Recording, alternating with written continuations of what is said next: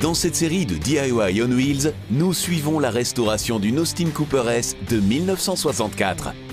Dans l'émission précédente, Carl a installé toutes les vitres, le pare-brise et la lunette arrière, et les vitres latérales. Entre-temps, il a également placé les cendriers, les grilles de ventilation et une nouvelle tablette arrière. Dans cette émission, il a de gros projets pour le moteur révisé.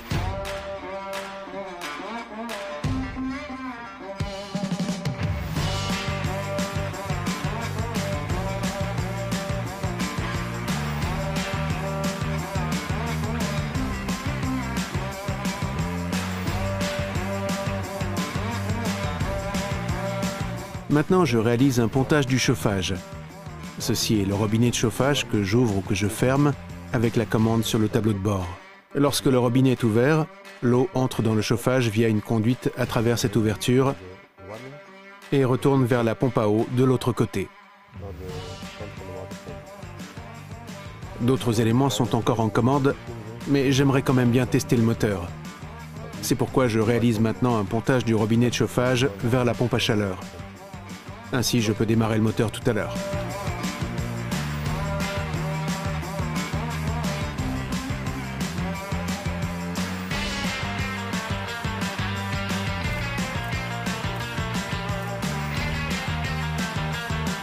Ensuite, le système peut être rempli avec un réfrigérant. L'huile a déjà été versée dans l'une des émissions précédentes. Vous pouvez toujours les revoir sur dobit.be.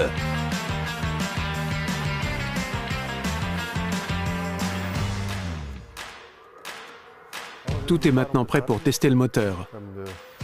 J'ai réalisé un pontage du chauffage. J'ai également monté une dynamo de façon temporaire, car en fait, un alternateur doit y être inséré, mais celui-ci n'est pas encore arrivé. J'ai donc remonté la dynamo parce qu'il faut un entraînement pour la pompe à eau afin d'avoir le refroidissement. Le moteur tournera maintenant simplement sur la batterie, mais ne se chargera pas. Ce n'est pas non plus nécessaire. La dernière chose que je dois faire, c'est monter l'allumage. Pour cela, je vais régler le moteur tout à l'heure sur son point mort le plus élevé, sur le premier cylindre, puis je peux monter l'allumage. Je vais d'abord expliquer comment fonctionne l'allumage. Ceci est l'ancien distributeur. Qu'est-ce qui se trouve sur ce distributeur? Eh bien, les câbles de bougie et le câble vers la bobine. Que faut-il maintenant pour avoir l'allumage? Effectivement, les bougies qui se trouvent dans le moteur, c'est simplement une électrode qui reçoit ici du courant. Cette partie se situe dans le moteur et se situe donc sur la masse. Et donc, ici intercalée, de l'électrode interne vers le sommet, une étincelle se produit. Lorsque l'étincelle jaillit, le mélange d'essence s'enflamme. Ceci crée donc la combustion qui entraîne une pression et pousse le cylindre vers le bas. Tout ceci doit se produire au bon moment et c'est pourquoi le timing doit être correct. J'expliquerai tout à l'heure comment cela doit se faire. Donc, nous avons besoin de bougies et de courant. Comment est produit ce courant? Par la bobine. Le distributeur comporte des points de contact qui s'ouvrent et se ferment tout le temps. Ceux-ci sont reliés à la bobine. Lorsqu'ils s'ouvrent, le courant disparaît et vous recevez une haute tension dans la bobine. Celle-ci atteint le distributeur via le câble de bobine, dans lequel tourne un rotor qui distribue la tension vers les bougies, vers la bonne bougie. Comment cela fonctionne? Ceci est le distributeur original de notre Cooper S. Cette partie tourne avec le moteur, ceci se trouve dans le bloc moteur. Ceci tourne avec le moteur et ici se trouvent 4 cames pour un 4 cylindres. Et par bougie, par cylindre, il distribue le courant. Le courant arrive par le haut et est distribué dans la tête de bougie via le rotor. Ici, vous en voyez donc 4 et également 4 câbles de bougie par-dessus. Et au milieu, la bobine. Ici, une coiffe est posée par-dessus, mais cela sert uniquement à garantir l'étanchéité à l'eau de l'ensemble. Ceci est encore un système du genre. Vous voyez à nouveau les 4 câbles de bougie et le câble de bobine. Au milieu arrive le courant et celui-ci est alors distribué vers les bougies via le rotor.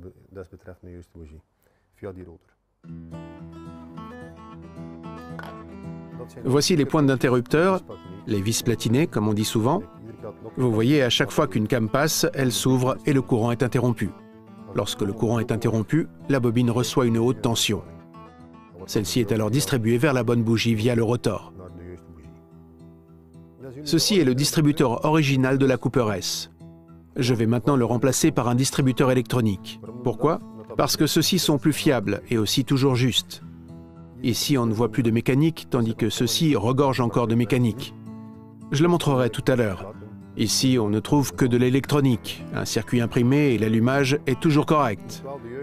Vous devez bel et bien acheter le bon distributeur pour votre véhicule, car ce distributeur, celui de la Cooper S, comporte des numéros. Celui-ci est spécifique pour une Cooper S. Si vous insérez ce distributeur dans une MG ou une Triumph, elle tournera également, mais le caractère du moteur sera totalement incorrect. Le timing du préallumage, à quel endroit et dans quelle mesure, tout cela change en fonction du caractère du moteur. Ceci est un exemple d'une mauvaise révision d'un distributeur. Il est simplement repeint, mais l'intérieur reste usé. De nouveaux points de contact ont aussi été insérés, mais le reste est totalement usé. Ceci est un autre exemple où la plaque a été retirée. Celle-ci peut aussi être coincée. Vous changez ainsi également le préallumage, vous voyez. Mais cela peut rouiller et se coincer. Ce faisant, le préallumage peut par exemple se bloquer sur 30 degrés. Mais au ralenti, vous aurez une très mauvaise combustion. Des poids y sont aussi placés. Plus la rotation du distributeur est rapide, plus les poids se déplaceront vers l'extérieur. Et donc, plus la plaque est déplacée. Ceux-ci peuvent aussi se coincer. Ou les ressorts qui les retiennent sont cassés. Et ainsi, le préallumage intervient trop tôt ou justement trop tard. Ce sont donc tous des problèmes que vous pouvez avoir avec un distributeur usé. Vous pouvez entièrement éviter ceci avant de le remplacer. Ce distributeur électronique comporte donc uniquement encore un circuit imprimé. Et quand le régime augmente, tout est simplement adapté de façon électronique. J'ai commandé le bon pour une Cooper S. Ici figure un numéro 40819. L'avantage de ce distributeur électronique est que vous pouvez sélectionner 16 courbes différentes. Vous devez donc choisir la bonne courbe pour votre véhicule. Donc, vous devez chercher le numéro et regarder sur la liste qui l'accompagne. Donc, 40819. C'est la Cooper S avec ses années de construction. Et figure aussi courbe 9. Je la réglerai tout à l'heure quand il sera dans le moteur. Le distributeur doit donc se situer sur la courbe 9. Et vous pouvez aussi le voir ici. Ici dessus, vous voyez où commence le préallumage et où il se termine aussi en fonction du régime. Ce sont toutes les autres courbes que vous pouvez sélectionner, mais vous devez choisir la bonne pour le véhicule. Pour monter un distributeur dans le moteur, le réglage de base doit toujours être correct. Cela veut donc dire que vous devez régler le premier cylindre sur la fin de la course de compression, donc le début de la course utile. Je dois donc régler ceci de façon correcte. Ce qui doit aussi être placé correctement dans le moteur, c'est le petit engrenage du distributeur. Comment le faisons-nous? Regardez ici le fonctionnement des soupapes. Ici, vous voyez le petit engrenage bouger dans le bloc moteur. Cet engrenage est excentrique. Vous devez donc le monter d'une certaine manière car vous pouvez aussi le monter avec une erreur de 180 degrés. Insérez-le donc de façon correcte dès la première tentative, autrement vous rencontrerez des problèmes lors du réglage. Comment je le place maintenant sur son premier cylindre? Je fais tourner le moteur jusqu'à ce qu'il arrive ici à la fin de la course de compression et je dois alors regarder ici. C'est un peu difficile avec ce type, les types ultérieurs ont ici un marquage, c'est plus facile de le voir. Mais avec celui-ci, ceci se trouve sur le volant d'inertie et je dois regarder avec un petit miroir. Je vais maintenant d'abord faire tourner le moteur jusqu'à ce que celui-ci arrive à la fin de sa course de compression. Le quatrième cylindre alterne maintenant entre course d'admission et course d'échappement. Cela veut dire que le premier cylindre se situe à la fin de sa course de compression et au début de sa course utile. Et maintenant, je dois trouver le point correct sur le volant d'inertie. Regardez, vous le voyez venir?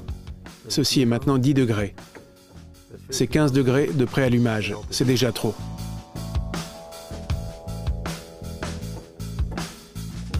Voilà.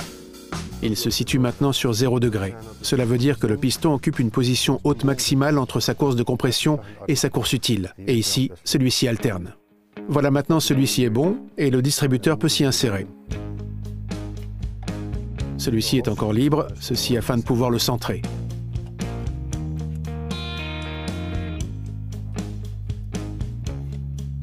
Et maintenant, je sens qu'il prend déjà dans le petit engrenage. Voilà, celui-ci est à sa place.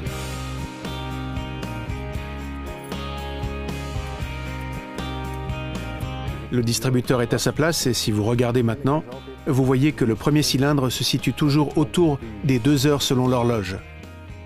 Alors il est toujours en position correcte. C'est maintenant correct parce que j'ai mis le moteur sur le point mort le plus haut. Maintenant, je vais raccorder le distributeur sur la bobine. J'alimenterai aussi en courant. Il est vrai de façon totalement provisoire parce que la voiture ne comporte encore aucun faisceau de câble. Je vais donc prévoir un câble électrique vers la pompe à essence et un vers la bobine. Chacun avec un commutateur afin que je puisse ici faire démarrer le moteur.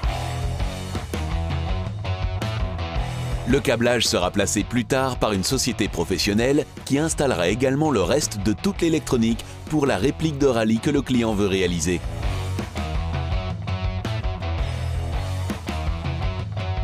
Le câblage provisoire de Karl est prêt et maintenant le courant arrive donc sur le distributeur. Karl peut maintenant régler celui-ci. Ici, on voit le témoin lumineux clignoter. Je vais maintenant le placer sur la courbe 9. Avec le tournevis fourni, Karl tourne la vis de réglage jusqu'à ce que le témoin lumineux continue de clignoter 9 fois d'affilée.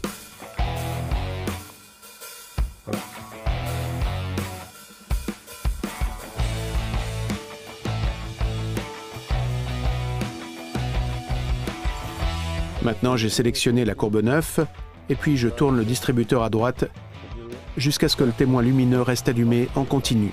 Voilà. Ceci est son moment d'allumage correct. Maintenant, je peux le fixer et monter la tête de distributeur avec les bougies.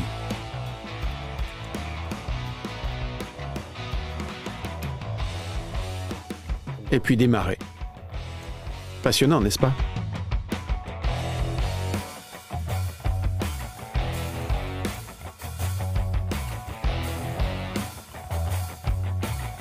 Un moteur a également une certaine séquence d'allumage. Sur un 4 cylindres, il s'agit généralement de 1342, donc 1, 3, 4, 2. Pourquoi cette alternance? D'abord le premier, et puis le troisième, puis le quatrième, et puis le deuxième? Ceci pour avoir l'équilibre dans le moteur. Si c'était 1, 2, 3 et 4, le moteur serait déséquilibré. Pour trouver un équilibre, il s'agit donc d'abord du premier, puis le troisième, puis seulement le quatrième, et puis le deuxième. Ainsi, le moteur tourne de façon stable. C'est pourquoi vous devez ici aussi respecter la séquence. Ceux-ci tourneront, toujours à gauche. Donc le premier cylindre en premier lieu, troisième, quatrième, second cylindre. C'est aussi la séquence que vous devez respecter avec les câbles de bougie. Je vais maintenant monter d'abord la tête de distributeur.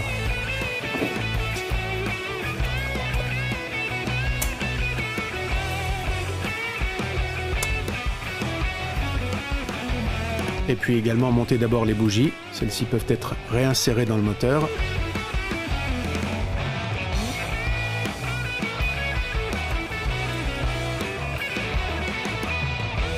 Celles-ci doivent certainement encore être bien fixées avec une clé à bougie. Puis Karl peut y raccorder les câbles de bougie dans la bonne séquence. Premier cylindre, premier cylindre.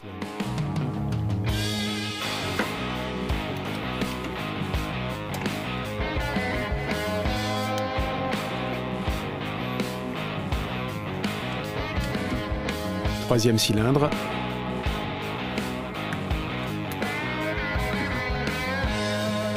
Quatrième cylindre.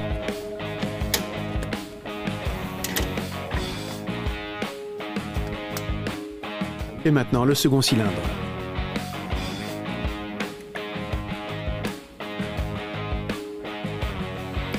Et maintenant encore raccorder la bobine également.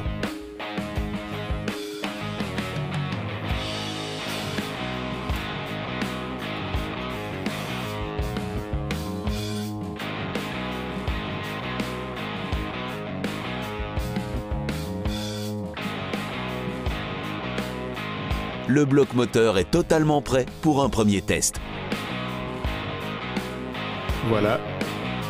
Maintenant, tirez le choke.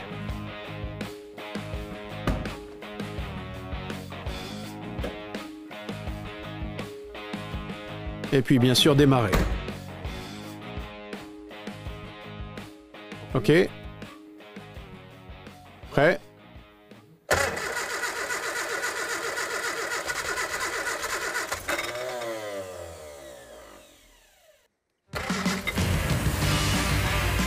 Et nous sommes partis.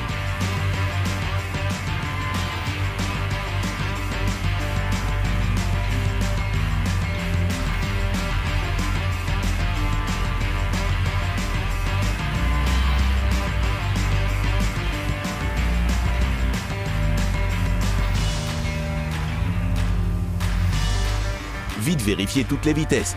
Et marche arrière. Tout fonctionne parfaitement. À nouveau un très grand pas en avant dans la restauration de cette Austin Cooper S.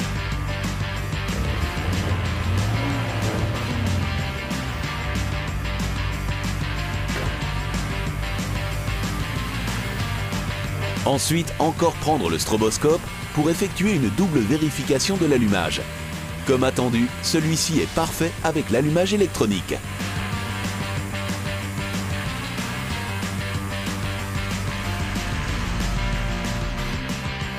J'ai maintenant encore contrôlé l'allumage avec le stroboscope et celui-ci est correct.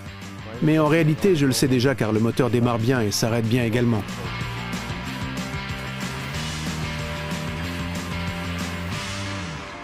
Toujours correct. Le bloc révisé tourne comme une horloge. Carl peut maintenant poursuivre le travail sans souci et s'occuper de la finition de la Cooper S. Mais vous le verrez dans les prochaines émissions.